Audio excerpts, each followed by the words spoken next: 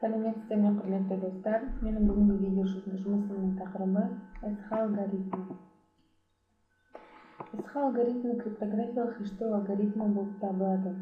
Алгоритм 160 биттік хэш мәнді генерациялайды. Көптеген криптографиялық қосымшалар мен хаттамаларды қолданады.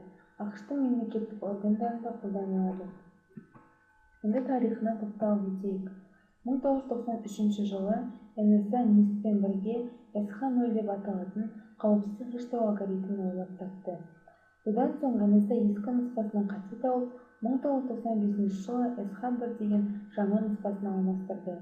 Кейіннен 1998 жылы крипто конференциясында екі француз зерттеушісі SH0 алгоритміне шабуыл жасады. Бірақ ол SH1 алгоритміне жұмыс жасамады. Оның себебі NSA тапқан қатеге болуы мүмкін. Енді алгоритміне тоқталып өтейік. SH1 соғу функциясына негізделген хэш функцияны жүзеге асырады. Бастапқы мәтін ұзындығы 512 бит. Басқаша айтқанда, MI сөзінің хэш блогы мына формулаға тең болады. Келген хабарламаның хэш мәні болып ең соңғы шыққан блок болып табылады. Ары қарай инициализациясына тоқталайық. Алғашқы хабарлама 512 биттік блоктарға бөлінеді. Соңғы блок 512 битке еселік ұзындыққа дейін толтырылады. Бірінші 1, содан кейін 0 тіркеледі. Блок ұзындығы 512-64 тең болады 448 битке тең болу үшін, қалған 64 битке алғашқы хабарлама ұзындығы битте жазылады. Егер соңғы блок ұзындығы 448 биттен ұзын 512 биттен аз болса, онда алдымен 1, сосын 512 бит болғанға дейін нөлдермен толтырылады. Одан кейін 512 биттік блок жасалады. Ол 448 битке дейін нөлмен алып қалған 64 битке алғашқы хабарламаның ұзындығы жазылады. Алдымен бізде 32 биттік 5 айнымалы жасалынады. Ол тұрақтылығы үшін тұрақтылар алынады. Бізде одан кейін схема бойынша біздің алгоритміміз жүреді. Яғни бірінші жадаға алынған 5 айнымалы ABC деген үшеуді қолданылады.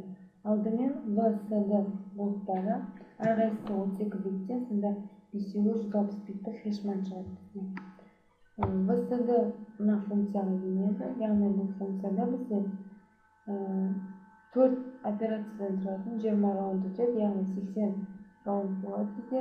Сонда бізде 0-ден 19-шы раундтарда бізде мына функция, 20-дан 39-ға дейін мына функция, 40-тан 59-ға дейін мына функция, ал 60-тан 79-ға дейін мына функцияға бағады. Осыдан кейін функцияға еніп, осы жерден 32 биттік тағы бір бізде бір мән шығады. Осы орынға еніп екеуі XOR-ланады. Одан кейін A 5-ке солға жылжытылады. Сосын ол еніп XOR-ланып мында келеді. Ал V бізде 30 битке солға жылжытылып 30-ға келеді. Содан кейін мына жерде XOR-ланып мында ол мына жерге түседі. Ол жерде біздің басты циклді жүзеге асады. Яғни басты цикл итеративті түрде 512 блокты өңдейді. Итерация әрқайсысы 20 операциядан тұратын 4 этаптан тұрады. Оларға көшіріп өтсек, яғни бізде алғашқы мәтініміз мысалы әрқайсысы 512 блоктарға бөлінгенде, бірінші 512 блок 32 биттен 16 бөлікке бөлінеді. Сонда мынада 0-ден 15-ке дейінгі цикл аралығында біз, яғни 0 болған кезде 0-ші бөлігін, 1 болған кезде бірінші, сол сияқты 15-ке дейін 15-ші бөлігін алып отырамыз. Ал 16-тан 79-ға дейін біз осы тінің мәніне қойып, ары қарай есептеп, мәтіннің блоктарын алып, өзіміздің керек бөлігін алып есептейміз. Ары қарай бізде осыдан шыққанда мына жерге келіп, K-ті онымен XOR-ланады. K-тінің мәні мына жерде ол тұрақты бізде берілген. 0-ден 19-ға дейін мына кілт, 20-дан 39-ға дейін мына кілт, 40-тан 59-ға дейін мына кілт, 60-тан 79-ға дейін мына кілт орындалады.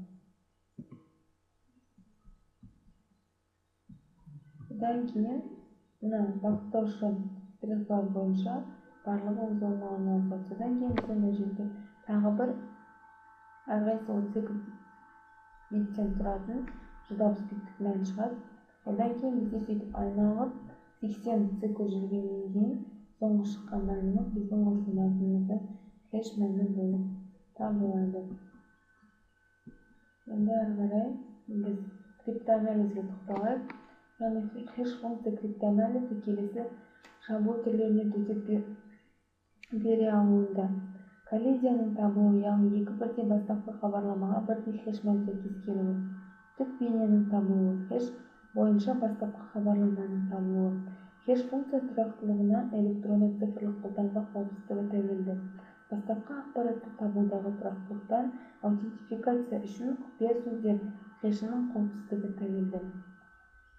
Сонымен бүгін біз S алгоритмін қарастырдық. Бізде ол хэш мәнді жасайды, яғни кез келген бізге бастапқы мәтіннен 160 биттік хэш функцияны аламыз. Назарларыңызға рахмет. Сау болыңыздар.